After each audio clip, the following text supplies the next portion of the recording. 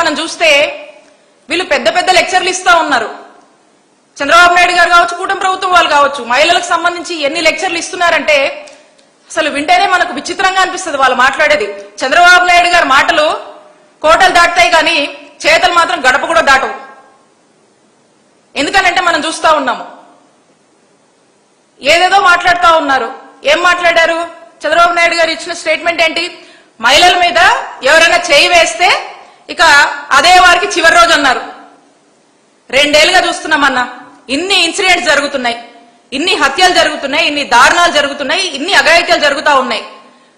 మరి ఎవరికి చివరి రోజు తెచ్చారు మీరు? ఎవరికన్నా పరిస్థితిలో ఉందా? ఎవరికన్నా భయం పెట్టారా మీరు? ఎవరికన్నా ఏమైనా శిక్షలు పడ్డాయా? చెప్పండి, ఎవరికేం చేశారో? ఈరోజు అలాంటివి ఏమీ కూడా లేదు. మాటలు, డైలాగులు, సినిమా టైటిల్ని కూడా మించిపోతా ఉంటాయి మీ డైలాగులు. మరి ఈ రోజు ఉన్నటువంటి పరిస్థితి అది. మరి ఏది కూడా ఎక్కడ ఏది కంట్రోల్ చేయరు. అలాగే ఎలక్షన్ ముందు వీళ్ళు ఏం మాట్లాడారు?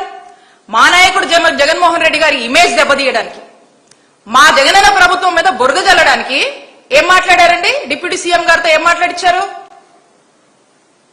30,000 మంది women trafficking, missing, Jaganmohan Reddy గారి ప్రభుత్వంలో అసలు మహిళలకి సెక్యూరిటీ లేదు, సేఫ్టీ లేదని ఇష్టం వచ్చినట్టుగా మాట్లాడారు కదా.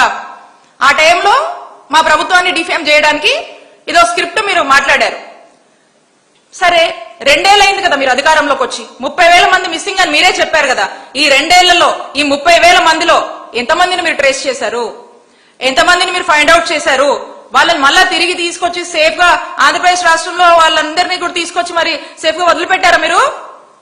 చెప్పండి, వాళ్ళు ఎక్కడున్నారు? మరి మిమ్మల్ని మీ ఈ 2 ఏళ్లుగా మరి ఎక్కడ కూడా దీన్ని ప్రస్తావించట్లేదే మీరు? అంటే ఆ రోజు ఆ టైంకి జగన్మోహన్ రెడ్డి గారి ప్రభుత్వం మీద బురజల్లాలి కాబట్టి ఈ అంశాలు తీసుకొచ్చారు. ఈ రోజు వీటితో మీకు అవసరం లేదు, పని లేదు కాబట్టి ఈ అంశాలు మీరు మాట్లాడరు. చంద్రబాబు నాయుడు గారు కూడా దీనికి సమాధానం చెప్పరు. ఇది ఎంతలా అంటే డెఫినెట్ గా చంద్రబాబు నాయుడు గారు కూడా ఎందుకు సమాధానం చెప్తారు? చెప్పరు. ఎందుకంటే ఇప్పుడు అవసరం లేదు, అప్పుడేదో బుడదేశం జగన్మోహన్ రెడ్డి గారి మీద. మరి ఈ రోజు పరిస్థితి చూస్తా ఉంటే అసలు ఇంతెందుకు మహిళలు, దాడులు, సామాన్య ప్రజల గురించి మనం మాట్లాడుతా ఉన్నాం. వాస్తవానికి ఈరోజు మీ పార్టీలోకి వస్తేనే ఈరోజు కూటమిలో భాగమైనటువంటి ప్రజాప్రతినిధులే మరి ఏ విధంగా ఘోరాలు చేస్తున్నారో మీరు చూస్తా ఉన్నారు.